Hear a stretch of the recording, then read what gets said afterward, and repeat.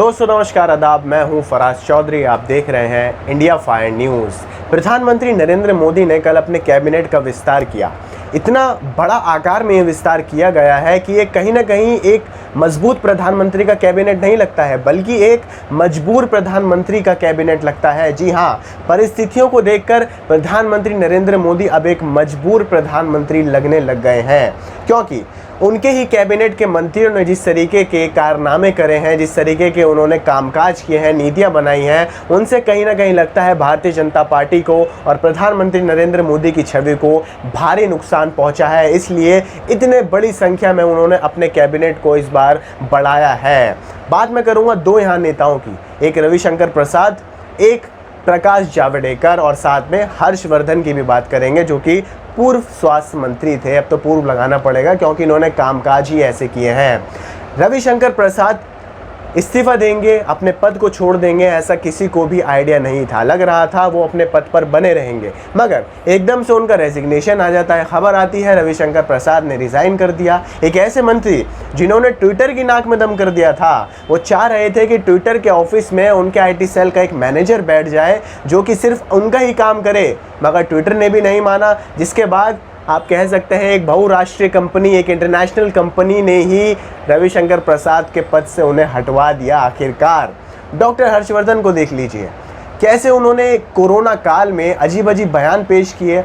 उन्होंने बाबा रामदेव के साथ मिलकर कैसी कैसी बातचीत करी, कैसे कैसे उन्होंने लोगों को इस मुश्किल दौर में बातें बताई, जिसको लेकर एक सेंट्रल हेल्थ मिनिस्टर कभी नहीं कह सकता है कोरोना काल में। और इसी का ये नतीजा है कि आज हर्षवर्धन को अपनी सीट छोड़नी पड़ी है, क्योंकि उन्होंने कोरोना काल में जो कि एक हेल्थ मिनिस्टर को काम करने चाहिए, उन्होंने कतई नहीं करे हैं। मैं आपको एक एक खबर बताऊंगा कि आखिर प्रधानमंत्री नरेंद्र मोदी कैसे शुरू से ही डॉक्टर हर्षवर्धन से नाराज़ दिख रहे थे। वो एक भी मीटिंग में नहीं गए थे। जिस मीटिंग में प्रधानमंत्री नरेंद्र मोदी होते थे, वहाँ डॉक्टर हर्षवर्धन को नहीं बुलाया जाता था। वहाँ पर उनकी जगह कोई और हेल्थ मिनिस्ट्री से आकर प्रेजेंटेशन देता था।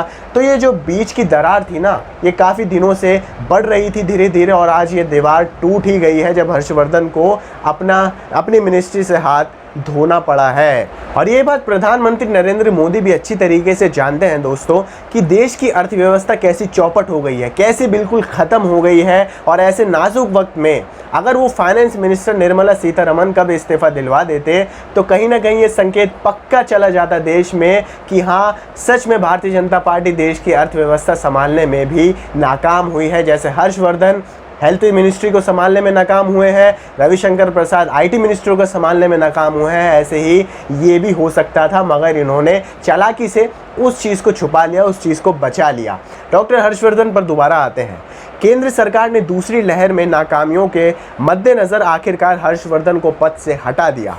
कहा जा रहा है कि सरकार ने यह कदम उठाकर कोरोना संभालने में हुई अपनी नाकामी को भी स्वीकार कर लिया है।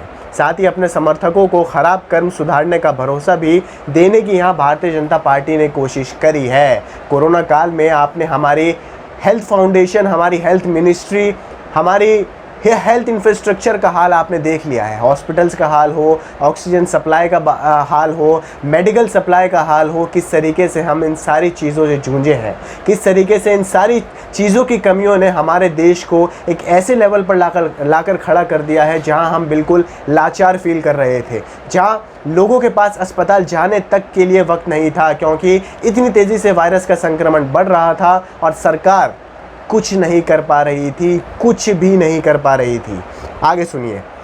ये भी बता दें कि डॉक्टर हर्षवर्धन ने कोरोना की पहली लहर धीमी पड़ने के बाद 7 मार्च को ऐलान कर दिया था कि देश में कोरोना के कुछ आखिरी दिन बचे हैं, लेकिन मार्च के अंतिम हफ्ते से ही कोरोना की दूसरी लहर ने सिर उठा लिया और अप्रैल आते आते पूरे देश में ऑक्सीजन की कमी पड़ने लगी।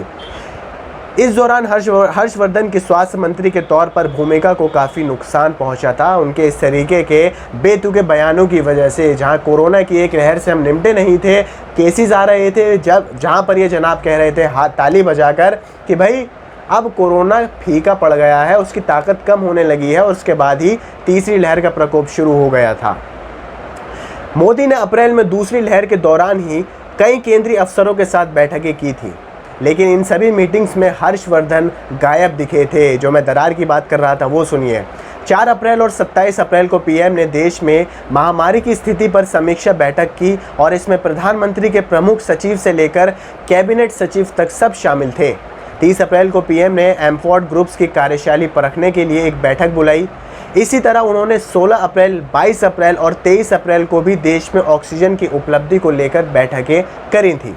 इन बैठकों में भी सभी बड़े अधिकारी और ऑक्सीजन उत्पादक शामिल हुए थे। दूसरी तरफ इस दौरान हर्षवर्धन लगातार महामारी को संभालने में नाकामी के आरोपों का जवाब देते रहे और विपक्षी दलों पर निशाना साधने में जुटे रहे। यानी सीधा आप अंडरलाइन करके कह सकते हैं कि हर्षवर्धन यहाँ राजनीति चमका रहे थे, विपक्षों के साथ अपनी राजनीति कर रहे थे। देश के कितने नाजुक हालात थे और उस वक्त वो सबसे इम्पोर्टेंट लेवल पर बैठे थे, हेल्थ मिनिस्टर थे, जहाँ पर ये साहब अपनी राजनीति कर रहे थे। अब देखिए 8 अप्रैल को पीएम ने कोरोना की स्थिति को लेकर मुख्यमंत्रियों के साथ बातचीत की थी। पीएमओ के बयान के मुताबिक इसमें भी प्रेजेंटेशन एक बार फिर स्वास्थ्य सचिव ने ही दी थी, हर्षवर्धन ने नहीं दी थी। 23 अप्रैल को मोदी ने कोरोना से सबसे ज़्यादा प्रभावित 11 राज्यों के मुख्यमंत्रियों से बात की थी। इस बैठक में भी देश के कोविड टास्क फोर्स के प्रमुख और नीति आयोग के सदस्य वीके पॉल ने ही प्रेजेंटेशन दी थी। आप कह सकते हैं यहाँ पर प्रेजेंटेशन देने का काम इन सारी मीटिंग्स में डॉक्टर हर्षवर्धन का था। उनका कर्तव्य बनता था कि वो प्रधानमंत्री नरेंद्र मोदी के सामने सारे प्रेजेंटेशन पेश करें, जो देश के मौजूदा हालात हैं वो प्रधानमंत्री के सामने रखें।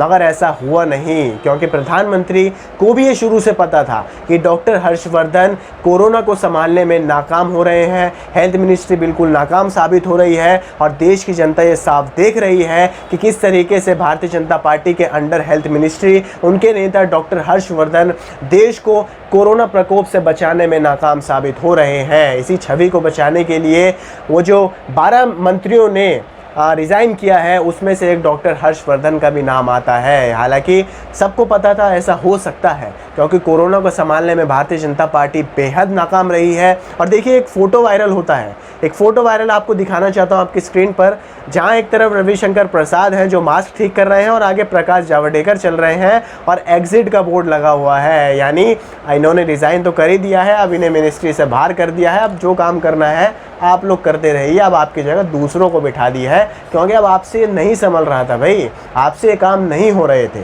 खैर, अंत में आशा करते हैं कि जो मोदी सरकार के नए कैबिनेट में मंत्री बनाए गए हैं वो सब अपना काम ठीक तरीके से करेंगे। देश के हालात सुधारने के लिए वो अच्छे काम, अच्छी नीतियाँ पेश करेंगे। खासकर इस नाजुक वक्त में हेल्थ मिनिस्ट्री जो कि साहब बनाए गए हैं, ये अपना काम सही तरीके से करेंगे। और भी सारे मंत्री जो उन्हें जिम्मेदारियां दी गई हैं प्रधानमंत्री नरेंद्र मोदी के नेतृत्व में, वो सारे काम अच्छे तरीके से अपने कर्तव्यों को निभाएंगे। खैर, आप इस बारे में क्या सोचते हैं मुझे कमेंट बॉक्स में ज़रूर बताइएगा। आपको ये खबर पसंद आई तो इसे आगे शेयर कीजिए, वीडियो को लाइक कीजिए और हमारे चैनल को सब्सक्राइब करके बेल आइकन को भी प्रेस कर दीजिए। मुझे दीजिए इजाज़त। आदाब, नमस्कार।